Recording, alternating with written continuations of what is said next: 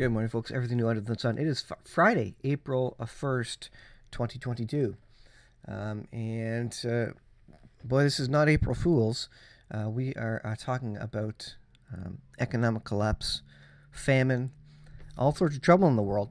And it's no longer the conspiracy people that are speaking about this. This is very widespread, mainstream. It's now not a secret that the world could be seeing a famine very shortly. It's incredible to me that this is really lost on a lot of people. That people really have no idea what's happening. That the government isn't really making any plans to deal with this. They're not publicizing it, probably not to frighten the people, but they certainly frighten the people in the way that they want to when it comes to pandemics, because they want you to get the jab or something. When it comes to famines, economic collapse, well, they don't want to panic you about that because, well, I don't know, they don't have an agenda they don't have a job they can give you for that one or a way to make a lot of money on that one. All they see is a collapse of their government, but it will mean the introduction of the New World Order, the world government. This is my timeline on the return of the Lord, which we've taken a look at often. And I think what happens in 2022 or near the end of 2022 is the move into the 7-year period, and we'll see how that works out. But when it comes to the four horsemen of the apocalypse, Revelation 6, I believe they occur during the first 3.5 years. Now I could be wrong. Maybe they start before the 7-year period starts, but I think they do. And I think what we are seeing is a run up, a lead into the four horsemen of the apocalypse. They're always, it could be that they're completely supernatural, and they come into, they start affecting the world immediately, and there was no run up to it. There was no world conflict, etc. But the Bible does say we'll see wars and rumors of wars and various things coming upon the world, but the end is not yet. And so I think there's a great run-up, and there should be a significant warning to the ultimate fulfillment of the four horsemen of the apocalypse in Revelation 6. And I believe we're seeing that now. I believe we're seeing the run-up to that. No one saw COVID coming. No one saw the pandemic coming, which shut down, by decree, the economies of the world, which started the world on the way to famine and supply chain absolute collapse. And then we had, obviously, the convoy, the truckers' rally, which caused martial law in Canada, caused even more laws. Even though we were standing up against laws, what it did was it gave the government enough excuse to come and create more laws against our freedoms. And we couldn't do anything about it. The people of this country couldn't do anything about it. People didn't stand up. Now people are complaining that the trucker convoy caused all the extra laws, but you know what? It would have been the next little thing would have caused the government to do that. When the government saw people standing up, they would have used that as an excuse to implement more laws. And people aren't waking up. There's not enough people waking up to say, no, we're not going to stand for this. In fact, a lot of people like the government mandates. They like the security of the government forcing things on them and forcing, in the name of their safety. They like that. They just want to preserve their lives. And this is the fear that I see in a lot of people. They're scared of the pandemic and COVID because of what the media has said. And they just want to live a few more months, a few more years. And so they're going along with what the government is saying. It scares me because I don't know if I believe that they really understand where they're going, if they have a hope in eternity. And these are Christians we're talking about too. All they want to do is preserve their life in this world. And, that's not really the point of this world. It's not to live as long as we possibly can. It's to make a decision for Christ, to tell others about Christ, and to move into eternity, where we can then relax and enjoy eternity and the incredible things that are coming. So very quickly, let's get into some of the articles. Again, what I think is fascinating is that it's obvious. It is common knowledge now that we're heading into a famine. And again, you don't see news broadcasts speaking about this or making a big thing about this. And it's crazy, the fact that we're walking into this headlong eyes wide open, and no one seems to care. Everybody thinks everything is going to be awesome. I have this article on the community page. Putin signs decree ordering gas exports to be halted if buyers don't pay in rubles. This is a big deal. This undercuts and undermines the petrodollar, which was put in place with Saudi Arabia and other countries, basically to ensure that the U.S.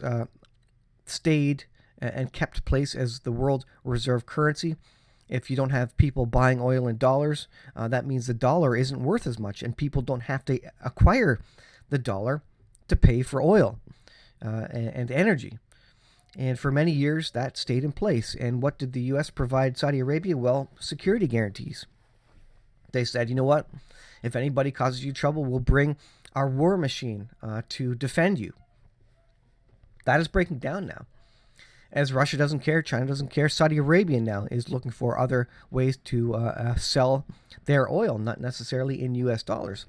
This means that there's no security arrangement. This also means that if the petrodollar doesn't exist, then the U.S. can't print money out of thin air without repercussions, without a collapse of the dollar, which they have been doing for the last many years. So this is a big deal. This undercuts the petrodollar, and this means this is financial World War III, effectively. And I think China and other countries will start doing the same. They won't pay in U.S. dollars anymore. This is forcing Europe to buy the ruble, which actually props up the ruble, the Russian currency, gives it more value, because in a genius sort of way, Putin's saying, no, you have to use our dollar, our money, to buy our energy. And that props up their economy. That means Europeans are now paying for the war machine of Russia and in direct rubles. So all these sanctions that the U.S. and countries have put on them, now all these countries and the U.S. are being forced to pay in Russia's currency, which was a great move by Russia. German chemical giant warns of total collapse if Russian gas supply cut.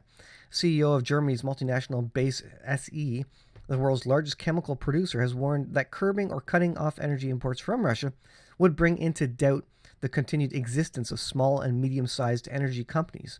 Members who work toward a new world order, world government, they want to get rid of all the small independent companies. They want to globalize these companies so they can control them, so they can make more money, etc. Was just distracted for a second there. So they want to get rid of all companies. What happened to during the pandemic? They got rid of all mom and pop operations. Most of them are bankrupt now. They couldn't exist, shut down for 2 years by decree of the government. And now companies like Walmart and Amazon and these big, massive multinational companies, global companies, have made money hand over foot, and they've consolidated all the power from that being shut down. Remember, the government did this to you. The government did this, and the people went along with it. They thought they needed safety instead of good government. But this is where the world is going. But he says energy and would further likely to spiral Germany into the most catastrophic economic crisis going back to the end of World War II. This is out there. This is mainstream. This is no longer conspiracy. This is no longer prophecy speakers saying this is going to happen. These are now regular people saying this is coming. UK sleeping into food crisis. Again, world famine. What does the Bible say about that? Revelation 6, the four horsemen of the apocalypse. One of them is bringing famine. Sleepwalking into a food crisis as fresh produce set to vanish from supermarkets. People have no idea what's coming. They aren't getting ready for it. The National Farmers Union has warned the UK that it's sleepwalking into food crisis, soaring energy and fertilizer costs. Russia provides a lot of the fertilizer. This is not going to affect us immediately. This is going to affect us after this next harvest season. So the farmers in North America are getting ready to start planting now. The yields from those at the end of the year will be much less because of the higher food costs and or higher fertilizer costs, and maybe they won't be able to get as much fertilizer as they need. That's going to increase food costs. That's also going to mean there's a less supply of food, of course, which is supply and demand, which means higher food costs, and we're heading into trouble. So that's the UK. This is CNSnews.com. GOP senator warns there will be worldwide famine in next 2 years. When does the 7-year period start? I think there's a good case for it starting at the end of 2022. During that Jubilee period from September 2021 to September 2022, and the 7-year period getting triggered in there, and then the 4 horsemen of the apocalypse ride, bringing famine. The end result of all this mismanagement and all this globalization effort is this famine. And of course, we're heading into, we're in World War III. I think it's a different sort of war. It's not conventional. There's cyber attacks. There's economic warfare. These are doing much. The cyber attacks and more specifically the economic warfare by the world on Russia is doing more damage than probably a conventional war would do. So we are right in the middle of World War III right now. Don't be mistaken. It looks different. It feels different. But what at the end of the day is going to happen is that absolute economic collapse and a famine. So I think that's what's coming. And again, this seems to be mainstream. The war in Ukraine will lead to a worldwide famine in the next 2 years, warned Senator Roger Marshall, who serves as the Senate Agriculture Committee on the Senate Agriculture Committee warned Tuesday. Committee. I'm a big agriculture guy. 15% of agriculture products, corn, wheat, sunflower oil, come through the Black Sea. And fertilizers come from that area as well. So that's pretty incredible. Famine. This is mainstream. This is not conspiracy anymore. This is not even just in the realm of Bible prophecy. There's regular people saying this is upon us.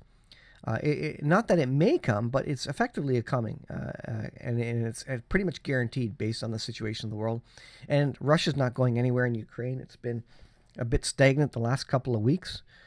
So this is coming, people. If you don't know, and mainstream is not really talking about this, the people are going to be woefully unprepared for this. The government, again, is doing a disservice.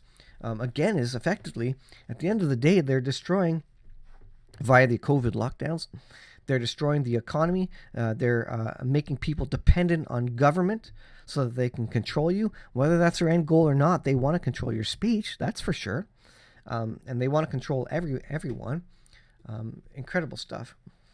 This is 100%fedup.com. U.S. deploying thousands of Marines to Australia's Northern Territory to what? Prepare for possibility of war with China now. Now they're talking about war with China. You talk about wars and rumors of wars. As tensions rise between the United States and China, thousands of American soldiers are being sent to Australia in preparation for a possible Chinese invasion of Taiwan. So this is the next shoe to drop. So Russia moved into Ukraine. China now sees it as a prime opportunity and sees that the U.S. is not doing anything to help Ukraine. And China's going to move into Taiwan. And the U.S. is not going to do anything about Taiwan. I mean, come on. It's not worth their time or effort. It's tiny. And if they didn't do anything in Ukraine, they're certainly not going to do anything in Taiwan. And this is going to happen. And you talk about another situation. And what's the U.S. going to do? They're going to put sanctions on China. What's that going to do? It's going to hurt all of us. Remember, Biden came out and said, these sanctions are not just imposed on Russia. They are imposed on the rest of the world, including U.S. He admitted that they are imposed on all countries of the world. Imposed. That means they put them on in place on purpose. Again, you don't think there's conspiracy there. It's almost as if they're planning for the economic collapse of the world. It's almost as if they planned all this to occur and to subjugate all the citizens of the world. Why?